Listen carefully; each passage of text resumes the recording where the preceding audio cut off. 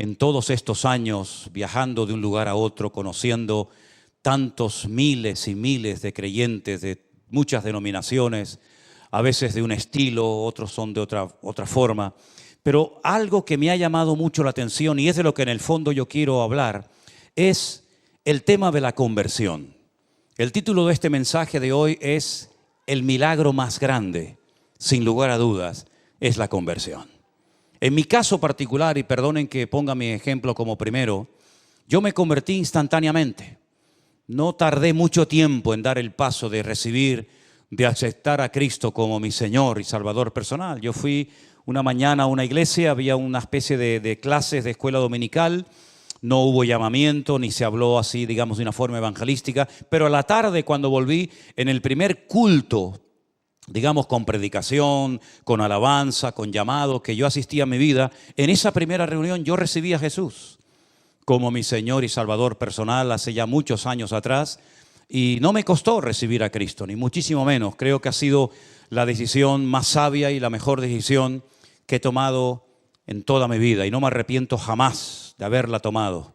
Me hubiera gustado recibir al Señor antes, pero el Señor tiene estipulado tiempos, ¿verdad?, y ocasiones para cada uno de nosotros. Pero observando cómo se convierten algunas personas, es algo que a mí siempre me ha llamado la atención. Porque hay, por ejemplo, personas que se han convertido, no muchos, he conocido algunos, solos.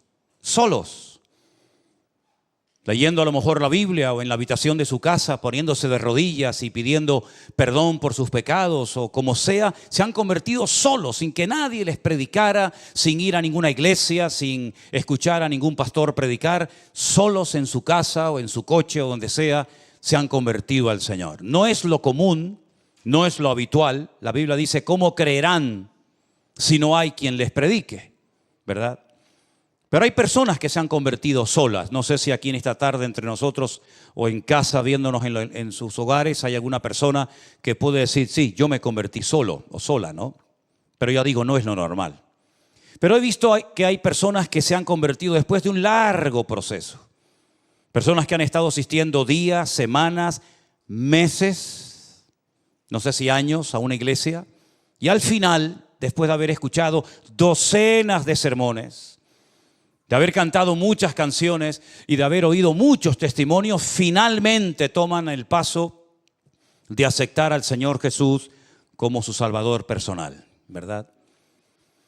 Sin embargo, hay otras personas como yo que lo hicimos instantáneamente, y hay otras personas que se han convertido, pero les ha costado. Han tenido que tocar fondo, lo han perdido ya todo, menos la vida. Han perdido el trabajo, han perdido la familia, han perdido salud, han perdido prácticamente todo. Y al final, cuando ya no les queda nada, es cuando deciden por fin definitivamente recibir a Jesús y darle una oportunidad en su vida, ¿no? También he conocido personas que se han convertido por miedo. Me explico. Miedo ante la condenación eterna, miedo ante el juicio venidero, miedo ante estar eternamente excluido de la presencia de Dios, y por temor, ¿verdad?, por miedo, ese miedo sano y reverente, han decidido cambiar de vida y seguir a Cristo todos los días de su vida, ¿verdad? Dice la Biblia que el principio de la sabiduría es el temor a Dios. Pero en ese mismo libro de Proverbios hay otro versículo que se parece mucho, que dice que el principio de la sabiduría es aborrecer el mal. Y hay gente que, viendo la mala vida que han llevado, los malos caminos y las pésimas decisiones que tomaron en su vida, por temor a condenarse, por temor a perderse, pues deciden al final dar el paso. Sea como sea, para mí el ver a una persona convertida, para mí es el milagro más grande de todos los que uno puede experimentar en la vida. Porque es el único milagro que Satanás no puede imitar. Otros milagros sí los puede, y de hecho a veces los imita. Pero el milagro de la conversión, el transformar una vida, el diablo, ese milagro, no lo puede experimentar, no lo puede hacer que otra persona tenga esa experiencia si realmente no ha aceptado al Señor. Ahora, toda verdadera conversión tiene que tener tres elementos fundamentales. Yo los voy a mencionar y a continuación se los voy a explicar para que queden bien claros estos conceptos. Toda verdadera conversión tiene que tener justificación, regeneración y adopción. Empecemos por la primera. La justificación es la palabra que se emplea en la Biblia para decir que el pecador ha sido declarado justo, limpio de pecado, como si nunca hubiese pecado, borrón y cuenta nueva. Si prefieres utilizar el término nacer de nuevo, lo puedes hacer. Dice la Biblia en Romanos capítulo 5 que justificados pues por la fe tenemos paz para con Dios por medio de nuestro Señor Jesucristo. Dios no justifica al pecado, lo que justifica es al pecador arrepentido. Ser declarado justo, presentarte delante de Dios sin tener que avergonzarte una vez que le has recibido y aceptado como tu Señor y Salvador personal. Saber que eres libre de toda condenación, como dice la Biblia, de modo que si alguno está en Cristo, nueva criatura es. Las cosas viejas pasaron, y aquí todo es hecho nuevo. Y ahora no hay ninguna condenación, ninguna, hermanos, ninguna, para los que están en Cristo Jesús. Los que no andan conforme a la carne, evidentemente, sino conforme al Espíritu. ¿Saben lo maravilloso es que ser libre de toda condenación y poder orar, poder cantar a Dios, poder honrar al Señor, sabiendo que todos mis pecados han sido perdonados por el amor de Dios? ¿No es maravilloso, hermanos? ¿No es maravilloso? ¿No se merece un fuerte amén el Señor? Y un aplauso también, ¿por qué no? Es una maravilla. Libres, libres, aleluya. Qué maravilloso es la libertad, ¿verdad? Terrible el libertinaje, pero la libertad gloriosa que tenemos ahora en Cristo es realmente un privilegio. Eso es ser justificado, eso es lo que conocemos como la justificación. Pero la regeneración es el cambio tanto instantáneo como progresivo que se lleva a cabo en una vida que ha nacido de nuevo. Está claro que nuestros pecados son perdonados instantáneamente, pero nuestra vida no cambia instantáneamente. Entramos en un largo proceso, ¿verdad? Y ahí el Señor comienza a moldearnos, ahí el Señor comienza a tratar con todas y cada una de las áreas de nuestra vida. Comienzan a salir cosas que ni siquiera sabíamos que las teníamos. Es como cuando calientan el oro y entonces comienzan a salir todas las impurezas y las van quitando, ¿verdad? Y eso es lo que ocurre después de haber sido justificados por el Señor. Que el Señor comienza a tratar con nuestro carácter. El Señor comienza a tratar con cosas de nuestro pasado que todavía en nuestra mente nos juegan o les gustaría jugarnos malas pasadas, ¿verdad? Y el Señor comienza a transformarnos, comienza, digamos, a moldearnos. Y en vez de parecernos al diablo, comenzamos a parecernos a Cristo. Cuando el hombre pecó, comenzó a hacer cosas que son típicas del diablo. Comenzó a matar, comenzó a odiar, comenzó a mentir, comenzó a tener celos, envidias, pleitos, iras. Esas son las características de una persona que está bajo la cobertura del diablo. El hombre comenzó a parecerse al diablo después de pecar y desconectarse de su Dios. Pero cuando recibimos a Cristo en nuestros corazones como nuestro Señor y Salvador personal, con el paso del tiempo nos vamos pareciendo cada vez más a nuestro Señor Jesucristo. Y comienza a manifestarse lo que la Biblia llama o indica como el fruto del Espíritu Santo que mora en nosotros. Comenzamos a amar cosas que antes odiábamos. Comenzamos a ver a personas que antes tal vez no íbamos a tener jamás ningún tipo de contacto, de relación con ella. Comenzamos a darnos cuenta de que pues también necesitan de paciencia y de amor y de atención y tantas cosas. Y comenzamos a darnos cuenta de que ahora tenemos paciencia en cosas que antes nos sacaban de quicio y éramos incapaces de soportarlas. Y es que cada vez esa regeneración, esa transformación progresiva en nuestra vida nos va moldeando y podemos mirar atrás y decir, oye, sé que todavía me falta mucho, sé que todavía, como dice el texto, no he llegado a la meta, ¿verdad? Pero sigo corriendo para ver si logro asir aquello para lo cual un día el Señor me alcanzó a mí. Amén, hermanos.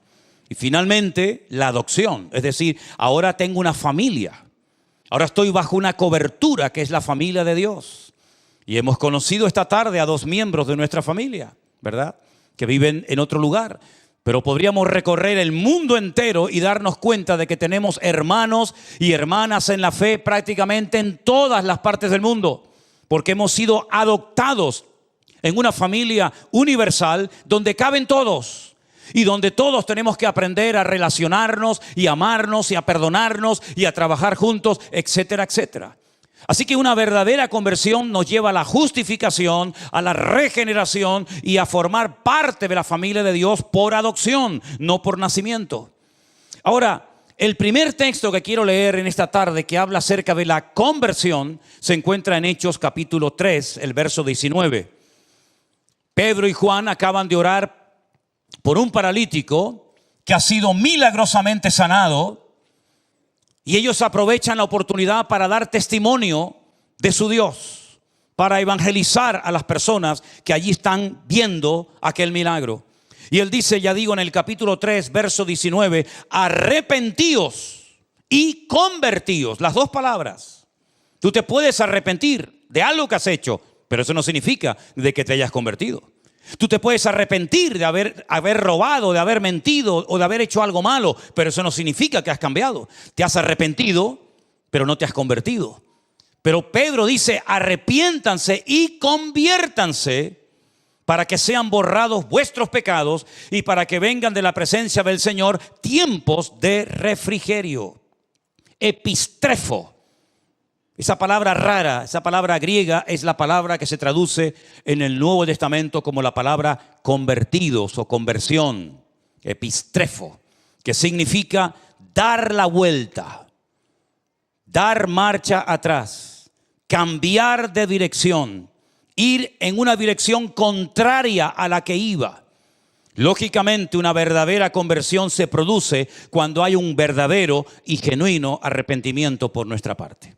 No un remordimiento de conciencia, no un dolor por haber perdido cosas que las tenía, pero que por mi mala cabeza o mis malas decisiones las he perdido, sino que hay un arrepentimiento genuino de no volver, de no querer volver a cometer el mismo pecado que durante tiempo me conquistó y me dominó. Cuando hay un verdadero arrepentimiento, se puede decir que hay una verdadera conversión y un genuino deseo de cambiar. Y un genuino deseo de honrar y de servir al Señor, que tal vez antes no creíamos en Él, pero que ahora nos hemos dado cuenta de que lo amamos y lo conocemos. Y de alguna manera queremos esforzarnos por servirle y por honrarle todos los días de nuestra vida. Ahora, no tenemos que confundir el venir a la iglesia con convertido. Porque hay gente que puede venir a la iglesia toda su vida. De hecho, hay gente que ha nacido, por así decirlo, en el seno de una iglesia. A lo mejor desde el vientre de su madre, ya su madre lo traía a los cultos. Y cuando esta niña nació, comenzó a ir a la escuela dominical y comenzó a asistir a algún campamento y comenzó a ir a algún retiro. Pero eso no significa de que sea convertido. ¿Y cuántas veces nos confundimos pensando, creyendo que esta persona, porque lleva toda la vida en la iglesia, ya es un convertido? Y de convertido, nada. Puede ser un simpatizante, una persona que tiene su círculo de amistades dentro de la iglesia, porque como su vida ha girado siempre en torno a la iglesia, no tiene contactos, no tiene amigos fuera, y parece que es un cristiano, parece que es un convertido, pero no lo es. Es una persona que se ha criado en un ambiente cristiano, pero no es cristiano. Muchas veces cuando voy navegando en esos largos viajes que me pego en barco, pues hermano, yo voy navegando por el mar, pero el mar, gracias a Dios, no entra donde yo estoy. Estoy rodeado de agua, pero yo voy en el barco y el barco, gracias al Señor, está por encima del agua. Imagínense ustedes, ¿no? Así que tú puedes estar rodeado de cristianos, en un ambiente cristiano, en un retiro, en un campamento, en una convención cristiana, y eso no significa de que tú también seas un hijo de Dios. Porque la salvación es personal e intransferible. Tú no te puedes convertir por tu hijo, ni tu hijo se puede convertir por ti. Claro, evidentemente, si tú te conviertes, tú eres ya una luz para tu familia. Tú ya tienes un mensaje y un testimonio que dar a tus compañeros de trabajo, en el lugar donde vives. Pero tú no puedes convertirte por un círculo de amistades o por toda una familia, ¿verdad? Y decir, bueno, yo me convertí y eso significa de que ya toda mi familia ya son convertidos. No, repito, la salvación, la conversión es personal y no se puede transferir a otras personas. Y también hay que decir que la salvación es instantánea. O eres o no eres. O estás dentro del reino o fuera del reino. O estás conmigo o estás contra mí. O eres realmente convertido y tu nombre hoy, en este momento, en este preciso instante, está inscrito en el libro de la vida, o tu nombre no aparece por ninguna parte. Y si tú murieras hoy, no irías jamás a la presencia del Señor. ¿Cómo ha sido tu conversión, hermano?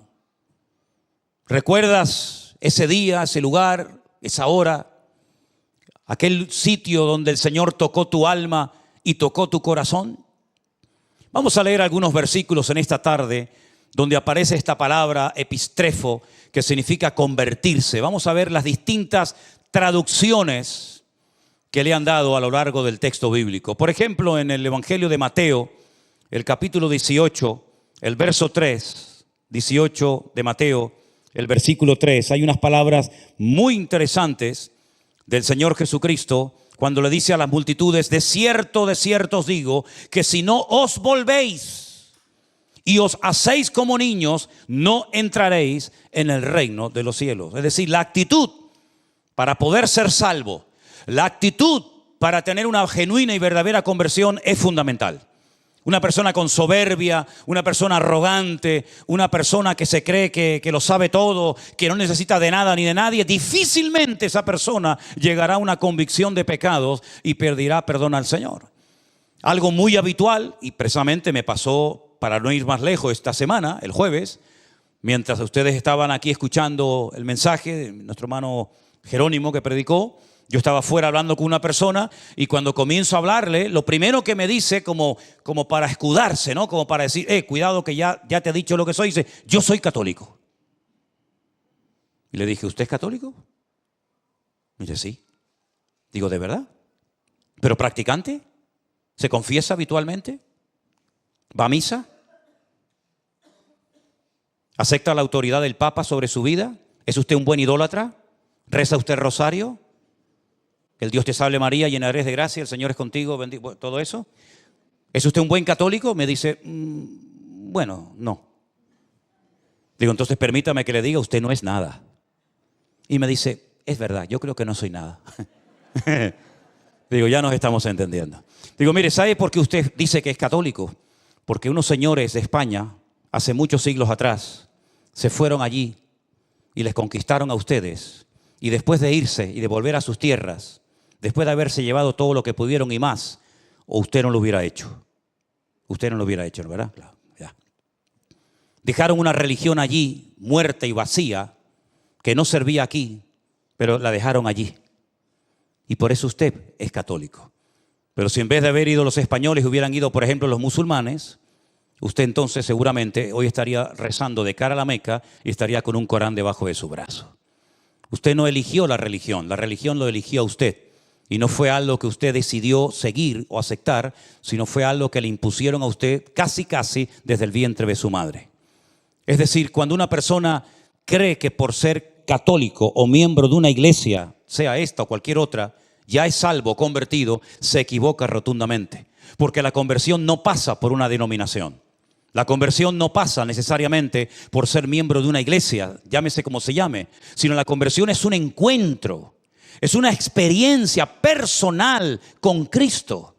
Yo me arrepiento, yo reconozco que soy un pecador, yo reconozco que me he equivocado. Eso de que no, yo siempre he creído, no dudo de que usted siempre haya creído, pero déjeme que le recuerde a alguien, el más creyente del mundo, el que nunca ha dudado de la existencia de Dios, el que cree que los 66 libros de la Biblia, desde el Génesis 1:1 hasta la amén de Apocalipsis, es palabra de Dios, el que cree en el Padre, en el Hijo, en el Espíritu Santo, el que cree en el cielo, en el infierno, el que cree en las parábolas, las profecías y las promesas, el que nunca jamás ha dudado de la existencia de Dios, es nada más y nada menos que un caballero llamado Satanás, el diablo. Porque Satanás no es un ateo. Porque la Biblia dice que para ser ateo hay que ser necio. Eso lo dice la Biblia. Y Satanás de necio no tiene nada. Satanás es acabado en hermosura, el sello de la perfección y lleno de sabiduría. Dice la Biblia que Dios así lo creó. Y díganme ustedes si Satanás va a pasar la eternidad en la presencia del Señor junto con su amada iglesia. ¿Usted cree en eso? Pero si es un creyente. Si jamás ha dudado de la existencia de Dios. Es que creer sí es importante, pero no es suficiente. No hay ningún mérito en decir yo creo en Dios. Yo he creído toda mi vida y quiere que ahora le toquemos una música especial y le hagamos una fiesta por haber creído en Dios. No hay ningún mérito en haber creído en Dios. El mérito no está simplemente en creer. El mérito está en confesar que ese Dios en el cual creo, a partir de hoy va a ser mi Señor, mi Salvador, mi cobertura, mi amo, mi dueño y mi todo. Y yo le rindo a Él mi vida y entonces es cuando comienzo a experimentar el gozo de la salvación, porque uno no nace salvo y luego con el paso del tiempo se condena, sino que uno nace condenado y hay un momento puntual en la vida en el que tú te conviertes y experimentas el nuevo nacimiento. Y de nada sirven las teorías. Un hombre principal entre los judíos que se sabía muchos libros de memoria de la Biblia, más que cualquiera de nosotros, le dijo al Señor: Señor, sabemos que has venido como maestro, porque nadie puede hacer las señales que tú haces si no está Dios con él. El Señor se le queda mirando y le dice: mira, Nicodemo, escúchame una cosa. Si tú no naces de nuevo, tú no puedes ni ver ni entrar en el reino de los cielos. Ni ver ni entrar. Me llama mucho la atención esos dos verbos. Porque podía haber dicho: podrás ver el reino, podrás ver la gloria, pero no entrarás en ella. ¿Por qué le dijo ni ver ni entrar? Porque ellos casi reverenciaban al que llaman Moshe Rabenu. Moisés es nuestro maestro. Y se dirigen a él con un respeto tremendo, ¿verdad? Y ellos saben perfectamente que Moisés no entró en la tierra prometida, pero vio la tierra prometida. La vio desde la frontera de lo que llamaríamos hoy en día Jordania. El Señor le dijo: no vas a entrar, te lo he dicho, pero te voy a permitir ver la hermosura de la tierra prometida. Y dice que milagrosamente le permitió ver toda la tierra de Canaán, toda la tierra que fluye leche y miel, pero no entró en ella. Pero en el caso tuyo, Nicodemo, toda la Torá que te sabes de memoria, todos los 613 mandamientos que has aprendido de memoria desde tu más tierna infancia, toda tu circuncisión y todo lo que te sabes de memoria no te va a servir ni siquiera para ver el reino si no naces de nuevo. Así que tienes que nacer de nuevo para poder ver, para poder entrar y para poder disfrutar de ese reino. Y lo dejó planchado porque no entendía nada. Y le dice: pero esto es imposible. Pero lo que me estás proponiendo es que me vuelva otra vez a meter en el vientre de mi madre y nacer de nuevo. Yo no puedo hacer eso. No hay nadie que pueda hacer eso. Y el Señor le explica que no es ese tipo de nacimiento, ¿verdad? Sino es el nacimiento espiritual, ese encuentro con Cristo, ¿verdad? Y como he dicho en varias ocasiones, si tú has nacido una vez, vas a morir 2 veces. Pero si tú has nacido 2 veces, solamente vas a morir una sola vez. Algunos dirán: no entendí nada. Pues ahí te lo dejo. Te lo vuelvo a repetir: si has nacido una vez, mueres 2 veces. Y si has nacido 2 veces, solamente morirás una sola vez. La semana que viene le explico por qué. Eso es lo que dice la palabra. Que tenemos que hacernos como niños. Hay un cambio de actitud. Ya no me escudo, ya no me escondo detrás de una enseñanza religiosa, llámese como se llame, sino que incluso tengo que tener la actitud de un niño dependiente de mi Dios y de mi Padre, sabiendo que no es por mis méritos, por mis buenas acciones, por mis buenas obras que obtengo en la salvación de mi alma, sino por los méritos de aquel que nosotros lo llamamos nuestro Señor Jesucristo. ¿Cuántos dicen amén? Hay otro texto en Lucas, capítulo 22, verso 32, donde también aparece esta palabra griega que ya la hemos mencionado. Lucas 22, 32. Priscila nos va a leer ese texto, por favor. Pero yo he rogado a ti que tu fe no falte, Y tú, una vez vuelto, confirma a tus hermanos. Una vez vuelto, es decir, tienes que volver. ¿Volver de dónde? Del camino de apostasía que has escogido, Pedro. Tú te has desconectado de mí, tú has renegado de mí y de mi nombre. Tú has dicho públicamente, no lo conozco, no sé quién es ese hombre. Tienes que volverte. Tienes que ir al epistrefo. Tienes que volver atrás y volverte a quién, a Dios, para que Él te vuelva a perdonar, para que Él te vuelva a restaurar y poner en primera línea donde estuviste, pero que saliste porque me negaste públicamente. Y todos lo sabemos, ¿verdad? Una vez más, vemos ahí cómo esta palabra se traduce como volver, retroceder. No sigas por ese camino porque vas mal. Hay un proverbio que ustedes saben, muy conocido, que dice: hay caminos que al hombre le parecen derechos, pero su fin son caminos de muerte. Si la hermana que el otro día me mandó un WhatsApp diciendo que puedo tener problemas en la mano del metacarpiano porque cojo mucho el micrófono, no se haga ningún problema, hermana. Estoy perfectamente de los metacarpianos y de todas esas vainas. Hechos capítulo 26. Gracias por su preocupación, hermana, pero cada día estoy mejor.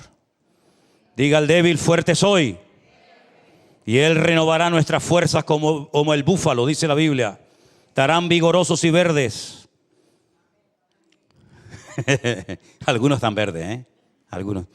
Hechos capítulo 26, verso 16. Priscila, por favor, léemelo. Pero levántate y ponte sobre tus pies, porque para esto he aparecido a ti, para ponerte por ministro y testigo de las cosas que has visto, y de aquellas en que me apareceré a ti, librándote de tu pueblo y de los gentiles, a quienes ahora te envío, para que abras sus ojos y para que se conviertan de las tinieblas a la luz, y de la potestad de Satanás a Dios, para que reciban por la fe que es en mí perdón de pecados y herencia entre los santificados. Para que se conviertan. Si no se convierten, lo único que tienen es una religión, pero no tienen una conversión, no tienen una relación con Dios. Y yo te he cambiado, te he librado de tu pueblo y de los gentiles, te he transformado, me he aparecido en tu camino.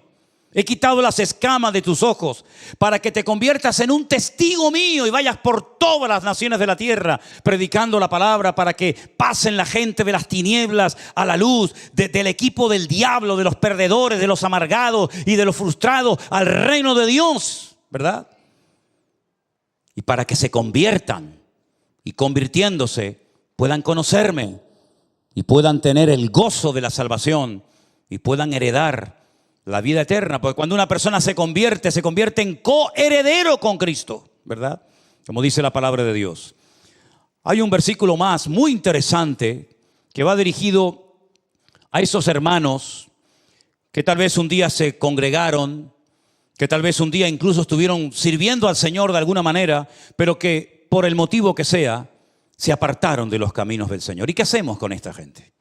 ¿Qué hacemos con aquellos que parece que se querían comer el mundo y al final el mundo terminó comiéndoselos a ellos? ¿Qué hacemos? ¿Qué palabra, qué solución nos da la Biblia para que se descarrió y tomó un mal camino? Bueno, Santiago nos dice en el capítulo 5, el verso 19 y 20, estas palabras tan interesantes que tenemos que tener en cuenta en nuestra vida. Hermanos, si alguno de entre vosotros se ha extraviado de la verdad y alguno le hace volver, sepa que el que le haga volver al pecador del error de su camino, salvará de muerte un alma y cubrirá multitud de pecados. Luego existe la posibilidad de que un hermano tome un camino equivocado. Existe la posibilidad de que un hermano se salga del camino correcto y vuelva atrás, se descarríe, cual hijo pródigo. Y entonces dice la Biblia: si a alguno de entre vosotros le ha pasado eso, si alguno que antes era hermano y cantaba con nosotros y se congregaba con nosotros y servía al Señor junto con nosotros, se ha escarriado de la verdad, sepa que si hay alguien que haga volver al pecador del error de su camino, le salvará el alma y cubrirá multitud de pecados. Luego hay la posibilidad de descarriarse, de desconectarse del Dios que un día te iluminó, del Dios que un día te perdonó, de ese Dios que ese día te transformó la vida. Pero hay también la posibilidad de poder volver a Él en arrepentimiento, y el Señor te vuelve a perdonar y te vuelve a restaurar, porque Dios no solamente salva, sino que también restaura a las personas que por el motivo que sea se han enfriado y se han descarriado de los caminos del Señor. Vemos en la Biblia muchos llamados al arrepentimiento. No solamente aquellos llamados que hacían los profetas al pueblo de Israel cuando decían: volved, dejad vuestras obras, volved a la senda antigua, dejad la idolatría, dejad la corrupción, la avaricia, la usura, ¿verdad? Sino que también encontramos, hermanos, en el Nuevo Testamento una preciosa y conocidísima parábola de aquel joven que decide marcharse y malgastar sus bienes y vivir perdidamente hasta que vuelve en sí. Y dice la Biblia: volveré a la casa de mi padre y le pediré perdón y diré: Padre, he pecado contra el cielo y contra ti. Ya no soy digno de ser llamado tu hijo. Y entonces vemos como el padre lo restaura. El padre le da un nuevo vestido, pone calzado en sus pies, pone un anillo en su mano, ¿verdad? Le restaura la autoridad, lo vuelve a poner como hijo de toda dignidad, y mata al becerro gordo y hacen una fiesta porque mi hijo, que lo dábamos por muerto, ha vuelto otra vez a la vida. Hay ejemplos tremendos en la Biblia de personas que tuvieron una conversión tremenda con el Señor. Por ejemplo, el apóstol Pablo. La conversión del apóstol Pablo, no me digan a mí que no fue espectacular. Un religioso, un hombre que pensaba que había que destruir a los que en aquellos días se llamaban los del camino. Los que en Antioquía los llamaron por primera vez los Meshijín, los ungidos, los cristianos.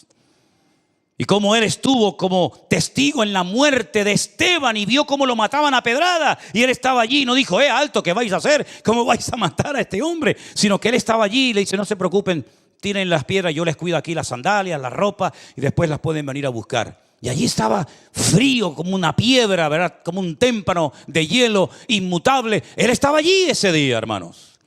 Y él llevó presos a la gente, y él iba a ir al extranjero, a Damasco, capital de Siria, para llevar gente a Jerusalén. Fíjense el camino tan largo que iba a hacer, porque él pensaba en su ignorancia que ese era su deber, esa era su obligación: impedir que aquella secta rara y extraña se expandiera por todas las naciones de la tierra. Pero, si me permiten la expresión, le salió el tiro por la culata. Porque dice que camino hacia Damasco cae postrado en tierra, pierde la vista, queda ciego completamente, y oye una voz en hebreo que le dice: Saulo, Saulo, ¿por qué me persigues? Se habrá quedado temblando de pies a cabeza diciendo: ¿quién eres? ¿Quién me está hablando? Y cuando oyó la respuesta fue algo tremendo: yo soy Jesús, a quien tú estás persiguiendo. ¿Qué quieres que haga, Señor? Entra en la ciudad y se te dirá lo que debes de hacer. A los pocos días apareció por allí un tal Ananías, que no tiene nada que ver con aquel Ananías que murió en la iglesia primitiva, esposo de Zafira. Y dice que tenía miedo de ir a orar por él, porque decía: Señor, hemos oído lo que este hombre ha hecho, cómo le ha hecho daño a tus santos, cómo tiene poder y tiene cartas que le autorizan a llevarnos presos a Jerusalén si quisiera. Y el Señor le dice: vete, porque yo lo he levantado, va a ser un instrumento, y yo le voy a mostrar en él cuánto le es necesario padecer por mi nombre. Y llega y le pone las manos encima, recobra la vista, dice que se le caen como escamas de los ojos, y allí se bautiza. Aquel ritual que los judíos hacían habitualmente, ¿verdad?, para purificarse, pero ahora haciéndolo de corazón, ¿verdad? Y dice que al momento, prácticamente a los pocos días, se convirtió en un atrevido, en un valiente predicador, de tal manera que decían: pero este no es el que nos mataba el otro día, este no es el que venía a perseguirnos, pero ¿qué le ha pasado? Y dice que los hermanos tenían miedo de juntarse con él. Claro, ¿cómo no van a tener miedo? Pero sin embargo, un hermano llamado Esteban dijo: ven, Pablo, ven, yo te voy a presentar a los hermanos. Hermanos, no tengan miedo, les presento aquí a nuestro hermano Saulo de Tarso, que a partir de ahora se va a cambiar el nombre, se va a llamar Pinjas o Pablo, y él es un hermano nuestro en la fe. Y cómo emprenden viajes misioneros, y al final el mismo Bernabé se pone bajo la cobertura de Pablo, porque sabe que Pablo es un hombre que Dios le ha dado una gracia especial para extender el evangelio a otras naciones, y cómo después de años Pedro, incluso hablando de Pablo, dice: hermanos, nuestro hermano Pablo, al cual el Señor le da una inmensa, una enorme sabiduría, y que escribe cosas profundas y difíciles de entender, las cuales los indoctos tuercen para su perdición. Como reconoce, ¿verdad?, la autoridad, la sabiduría, la unción especial que Dios había depositado en la vida de Pablo. Una conversión genuina. Pablo nunca más volvió a ser esa persona llena de odio, de amargura, de resentimiento, sino que lean la lista de lo que padeció: apedreado, azotado, torturado y tantas cosas. Una conversión genuina. Amén, hermanos. No me digan a mí que la conversión no es el milagro más grande de todos los que podemos observar a lo largo de nuestra vida. ¿Y qué me dicen ustedes de aquel etíope, aquel hombre de color que venía sentado en su carro después de haber estado en Jerusalén y había comprado seguramente por una fortuna un pergamino, un lienzo del profeta Isaías, que no sé ni cómo podía leerlo porque estaba en un idioma que él no dominaba, pero se ve que lo leía, pero no entendía nada? Hasta que Felipe, aquel que había sido diácono en la iglesia primitiva, se le acerca al carro y le dice: ¿tú entiendes lo que estás leyendo? Y el etíope con toda sinceridad le dice: no entiendo nada. Como cordero fue llevado al matadero. ¿Pero quién fue llevado al matadero? El que está escribiendo está hablando de otra persona. No entiendo nada. Y entonces Felipe se sube en el carro con aquel etíope eunuco,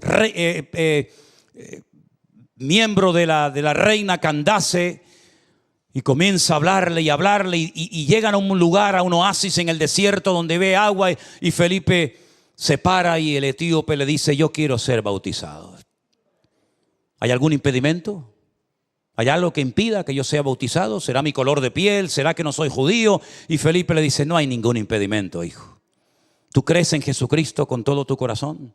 Dice: sí creo. Dice: pues vamos a bautizarte. Una conversión genuina. Después dice la historia que fue a Etiopía, le habló a la reina Candace, y hasta el día de hoy hay una comunidad tremenda de cristianos en Etiopía, y algunos dicen que él fue el evangelista, el instrumento que el Señor utilizó para alcanzar aquella nación, ¿verdad? ¿Y qué me dicen a mí del carcelero, hermanos? El carcelero que vivía en la ciudad de Filipo, ¿no tuvo una conversión tremenda a medianoche? Mientras había un terremoto tremendo en la cárcel que dice que las cadenas que tenían los presos se caían y las puertas de la cárcel se abrían, y cuando aquel hombre se iba a quitar la vida en medio de la oscuridad de la noche, después de haber oído cantar a Pablo y a Silas, después de haber sido previamente torturado, dice: señores, ¿qué tengo que hacer para ser salvo? Y Pablo le dice: cree en el Señor Jesucristo y hoy mismo serás salvo tú y toda tu casa. Y él fue capaz de transmitir esa conversión, ese cambio genuino, dejando su idolatría, su paganismo, y llevando a toda su familia esa misma noche en una cárcel. Miren qué culto tan interesante. El sermón: cree en el Señor Jesucristo y serás salvo tú y tu casa. Congregación, cárcel de Filipo. Predicador, Pablo y Silas. Resultado: bautizados toda una familia. Un culto espectacular, Y se convirtió aquella noche. Un hombre que había recibido el mandato de custodiar en el calabozo más profundo y más oscuro de aquella mazmorra. Esa misma noche el carcelero se convierte y se bautiza junto con toda su familia. ¿Te das cuenta cómo es importante la conversión y no solamente el creer en Dios? ¿Te das cuenta cómo sin conversión no hay salvación? ¿Te das cuenta cómo la conversión tiene que ser personal?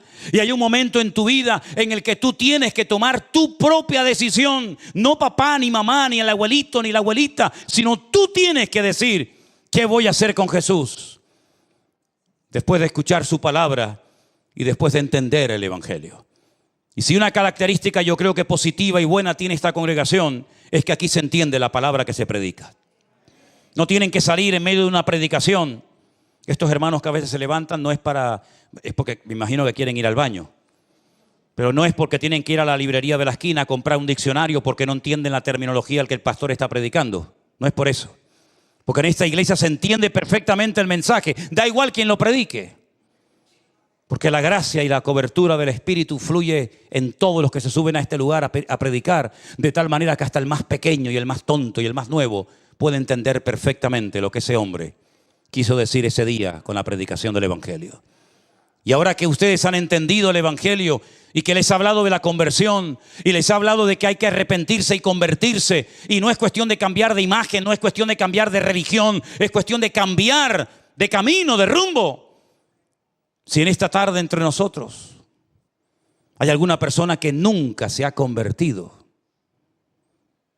ahora es el momento ideal e idóneo para que tú tengas tu propio encuentro y tu experiencia personal con Cristo Jesús. Cierra tus ojos ahí donde estás. Y piensa en esta tarde, ¿estás tú realmente convertido?